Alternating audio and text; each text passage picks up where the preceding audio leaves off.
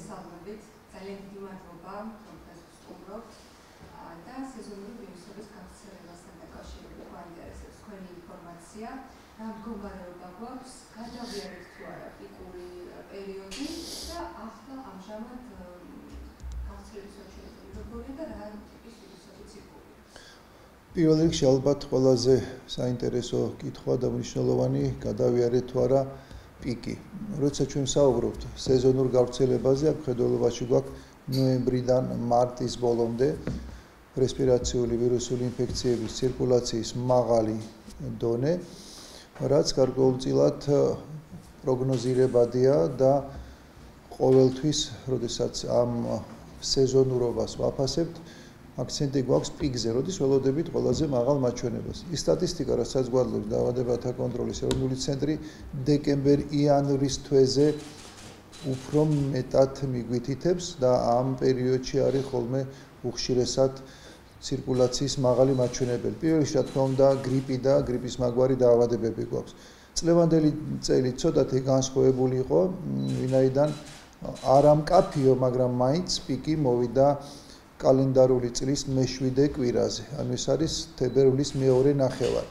თებერვლის მეორე ნახევრიდან დაწყებული, აგერ უკვე მარტის მეორე კვირა, ყოველკვირეულად მცირდება რაოდენობა იმ ადამიანების, რომლებიც ინფიცირებული არიან მწვავე რესპირაციული ვირუსული ინფექციებით, ასე რომ შეგვიძლია თქვა, რომ პიკი უკვე გადასულია და ეს პიკი მოვიდა თებერვლის მეორე ნახევარზე.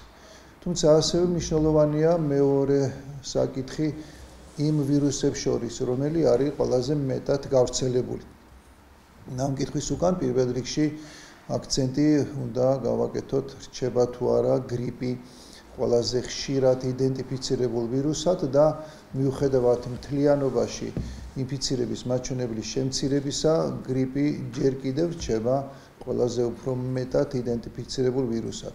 ანუ ის ლაბორატორიულად დადასტურებული შემთხვევები, რაც დაავადებათა კონტროლის ეროვნული ცენტრის მონაცემებით გვაქვს, მიუთითებენ, რომ გრიპი წარმოადგენს დღესაც და ესეა ბოლო 4-5 კვირის განმავლობაში ყველაზე მეტად გავრცელებულ ვირუსს, თუმცა აქაც გარკვეული ტენდენცია ფიქსირდება, მაგალითად თუ მარტის პირველ კვირას გრიპის სხვადასხვა ვარიანტების ჯამური მაჩვენებელი 85% იყო, ეხლა ეს მაჩვენებელი 79%-მდე შემცირდა, თუმცა მაინც მაღალია და აქედან გამომდინარე ის შემთხვევები, როდესაც კლინიკურად ფიქსირდება მაღალი ტემპერატურა, ყელის ტკივილი, თავის ტკივილი, ხველა, კუნთებისა და სახსრების ტკივილი, ჯერ კიდევ უნდა აიხსნას გრიპის ზეგავლენით. და მეორე თავისებურება, რაც მიმდინარე სეზონს აქვს, ეს არის სეზონის დასაწყისში A ტიპის ვირუსი იყო უფრო მეტად, ეხლა B ტიპის ვირუსი სჭარბობს და ბოლო კვირის მონაცემებით ზუსტად იდენტურია B გრიპის ვირუსის სიჭარბით მიმდინარეობდა პირველი და მეორე კვირაც მარტისთვის. აქ განსხვავება ხანდახან არის ესეთი მოსაზრება, რომ B გრიპი არის უფრო ნაკლებად საშიში, უფრო ნაკლებად აგრესიული, ხანდახან არის მოსაზრება, რომ არ ექვემდებარება კარგად ანტივირუსულ პრეპარატს, თუმცა ეს არასწორია, როგორც B, ისე A ტიპის ვირუსი, ეს არის კლინიკურად ერთნაირად მიმდინარე დაავადება, არანაირი განსხვავება თქვენ B ტიპით ახართ ინფიცირებული თუ A ტიპის გრიპის ვირუსით არ არსებობს. ეს უფრო ვირუსოლოგებისათვისა და ეპიდემიოლოგებისათვის საჭირო და საინტერესო ინფორმაცია, მოსახლეობისთვის თავარია იცოდეს, რომ მას აქვს გრიპის ვირუსი. ეს განსაზღვრავს გართულებებს, ეს განსაზღვრავს მკურნალობას, ეს განსაზღვრავს ასევე პროგნოზს, ასე რომ დიახ, დღეს მაინც რჩება უფრო მეტად B ტიპის გრიპის ვირუსით ინფიცირება, თუმცა გავიმეორებ კიდევ ერთხელ, არც კლინიკური მიმდინარეობით, არც გართულებების სიხშირით, ან რაიმე სხვა თავისებურებით, ამ ორ ტიპის გრიპის ვირუსის შორის განსხვავება არ არის. კოვიდის გავრცელება აი გავრცელების წილში რა არის? თუ მთელ პერიოდს ავიღებ, ნოემბრიდან მარტის ჩათვლით, გარკვეულ კვირეებში კორონავირუსი ფიქსირდებოდა, გარკვეულ ვირუსში არ ფიქსირდებოდა, გარკვეული კვირეების განმავლობაში ჩვენ მქონდა სამკვირიანი პერიოდი, როდესაც არც ერთი შემთხვევა კორონავირუსის დადასტურებული არ იყო, მაგრამ ყველაზე მნიშვნელოვანი მისი გავრცელების მაჩვენებელი არ ყოფილა 2-3%-ზე მეტი. პირიქით ეხლა ბოლო კვირის განმავლობაში, რაც მოსალოდნელია და პროგნოზირებადია, მატულობს რესპირაციულ სინციტიული ვირუსის პროცენტული წილი, ბოლო მონაცემით ის 9%-ში ადგენს, რაც ნიშნავს იმას, რომ მომდევნო კვირების განმავლობაში ველოდებით გრიპის სიხშირის შემცირებას და სხვა ტიპის ვირუსების მატებას, მათ შორის რესპირაციულ სინციტიული ვირუსისა და რინოვირუსის. ეს არის სწორედ ის მრავალწლიანი სტატისტიკის შედეგად მიღებული დასკვნა, რაც მართლაც გვაძლევს შესაძლებლობას ჩავთვალოთ, რომ გრიპის ვირუსის შემცირების კვალდაკვალ სხვა ტიპის ვირუსები დაიკარგნენ ამ ნიშანს და პირველ რიგში ჩვენ ხედველობაში გვაქვს სწორედ ეს ორი ტიპის ვირუსი. ესეც რომ გაგვიმართოს რესპირატიული სინციტიური ვირუსი და რინოვირუსი, ეს უფრო ნაკლებ სუბუქი. დიახ. ალბათ ეს არის ყველაზე მნიშვნელოვანი ინფორმაცია, როდესაც შევლაპარაკობთ აი ვირუსების განაწილებაზე, რა დგას ამის უკან. მიმდინარეობის სიმძიმის მიხედვით, არც ერთი ვირუსი, რომელიც დღეს ქვეყანაში ცირკულირებს, გრიპის ვირუსის გარდა არ ხასიათდება დაავადების მძიმე მიმდინარეობით, საავადმყოფოში მოხვედრის მაღალი რისკით, გართულებების მაღალი რისკით გარდა გრიპის ვირუსის. თუმცა, აი სხვა ტიპის ვირუსებს შორის პირველ ადგილზე თავისი გართულებების ალბათობით არის სწორედ რესპირაციულ სინციტიული ვირუსი. ეს არის ის ვირუსი, რომელიც 2 წლამდე ასაკის ბავშვებში იწვევს ბრონქიოლიტის განვითარებას. ბრონქიოლიტი ეს არის წვრილი ბრონქების ანთება, რომელიც კლინიკურად ვლინდება კვეთრად გახშირებული სუნთქვით, შეტევითი ხასიათის ხველით, მსტვინავი ხასიათის სუნთქვით. ეს სრულიად სხვა ტიპის ვირუსია და აქ მცირე ასაკის ბავშვებში საავადმყოფოში მოხვედრის ალბათობა არის ძალიან მაღალი. 65 წელს გადაცილებულ მოსახლეობაში ამ ვირუსს შეიძლება გამოიწვიოს ფილტვების ანთება და მისი პროცენტული განაწილება ვირუსებს შორის აი ამ ასაკობრივ ჯგუფში არის ძალიან მაღალი. ამიტომ ეს მოსახლეობის გარკვეული ფენებისთვის არის რისკის შემცველი 2 წლამდე ასაკი და 65 წელს გადაცილებული ასაკი. ყველა სხვა შემთხვევაში, უმრავლეს შემთხვევაში ეს ეგრეთ წოდებული თვითლიმიტირებადი დაავადება, მას არ ჭირდება განსაკუთრებული მკურნალობა, ის თავისით გაივლის, თუ რა თქმა უნდა არ არის ის გართულებები, რაზეც აღნიშნეთ, წვრილი ბრონქების დაზიანება 2 წლამდე ასაკის ბავშვებში და ფილტვების ანთება 65 წელს გადაცილებულ მოსახლეობაში.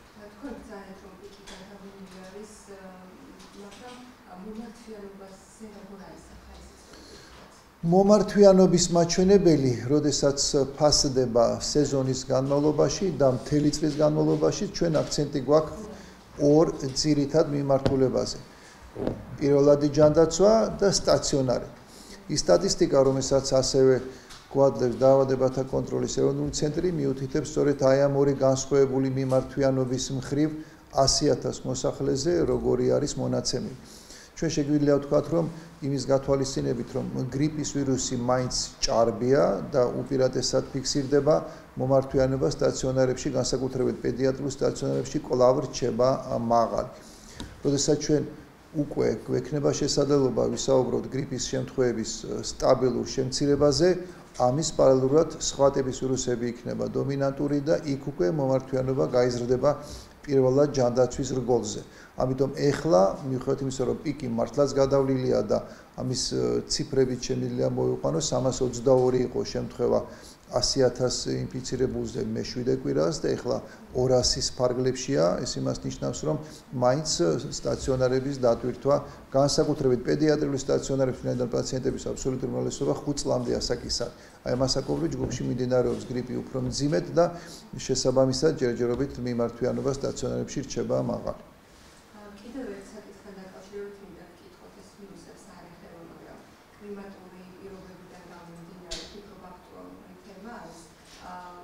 უჩვეულო ტემპერატურა არის მარტისთვის მაღალი საკმაოდ, მანამდე იყო ყინვები და აი ამ კვეთრი გათბობის მერე ისევ ორთქლში ამიჩნდება და ისევ დიახ.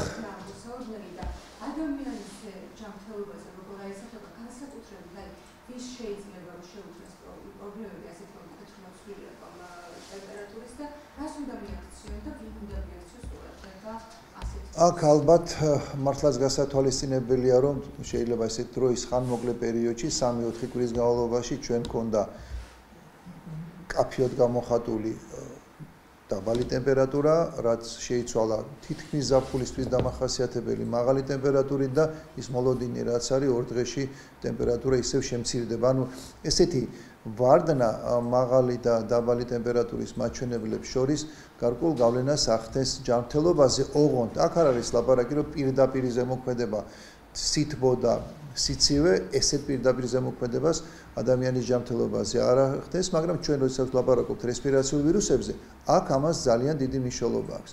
მარტივი ახსნა აქვს აი ამ ტემპერატურის ცვალებადობას, როდესაც გარეთ ტემპერატურა კარგია, მზიანი ამინდია, უფრო ბევრი ადამიანი, უფრო მეტი ბავშვი დროს ატარებს ღია სივრცეში. ჰაერზე უფრო მეტია აქტიურობა, უფრო მეტი და ინტენსიურია მოძრაობა და ნაკლებია ჩაკეტილ სივრცეში ადამიანების ყოფნის საჭიროება და აუცილებლობა. როგორც კი აცივდება, რასაც ჩვენ ველოდებით 2-3 დღის შემდეგ, ალბათ უფრო მეტი ადამიანი, უფრო მეტი ბავშვი ისევ დაუბრუნდება ჩაკეტილ სივრცეს. ამიტომ აი ჩაკეტილ დახურულ სივრცეში, ცუდად ვენტილირებად სივრცეში ვირუსების გავრცელების ალბათობა გაცილებით უფრო მაღალია. ამიტომ შესაძლებელია, რომ შემდეგი კვირა ამინდის შესაბამისად იყოს ცოტათი უფრო მეტად აქტიური რესპირაციული ვირუსული ინფექციების იდენტიფიცირების თვალსაზრისით. ამისი გარკვეული მოლოდინი გვაქვს, თუმცა ისეთი რადიკალური ცვლილება ძნელად წარმოსადგენია, რომ იყოს, რომ მომდენო კვირის რამდენიმე დღიან აცივებას მოყვეს ინფიცირების შემთხვევების მკვეთრი მატება, მაგრამ ეს გავლენას იქონიებს, რა თქმა უნდა. და კიდევ მეორე, აქ არის ლაპარაკი ტემპერატურის თერმორეგულაციის თავისებურებაზე, როდესაც ბავშვი გარეთ გავყავს, მას უნდა იცვეს ადეკვატურად არა სეზონისა, არამედ ამინდისა.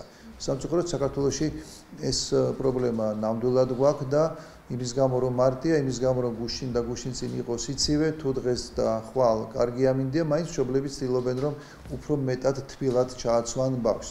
ეს არ არის სწორი, იმიტომ რომ ჩაცმა უნდა იყოს ზუსტად შესაბამისი იმ პირობებისა, რაც არის გარემოში და არა იმისა, თუ სეზონის რომელი თვე არის და რა მოლოდინი გვაქვს ტემპერატურასთან დაკავშირებით. ასე რომ თუ თქვენ გექნებათ შესაძლებლობა, რომ არეგულიროთ კაფეოთ არა მხოლოდ ჩაცმის რეჟიმი, არამედ წყლის მიცემის რეჟიმი, როდესაც ბავშვი ღია სივრცეშია, უფრო მეტად მოძრაობს, უფრო მეტად აქტიურია, უფრო მეტად ოფლიანობს, მას უფრო მეტი წყალი ჭირდება. დახურულ სივრცეში, სიცივეში ნაკლები, ამიტომ წყლის რეჟიმის დაცვა, ტანსაცმლის რეჟიმის, ჩაცმის რეჟიმის დაცვა და ასე შემდეგ არის ძალიან მნიშვნელოვანი და ვფიქრობთ, რომ ამ თვალსაზრისით ალბათ ეს ერთკვირიანი და ადრიანი პერიოდი იქნებოდა ყველაზე სერიოზული გამოწვევა, თუ ჩვენ ამას მოვახერხებთ, მაშინ ალბათ ინფიცირების მაჩვენებელიც გვექნება მინიმალური.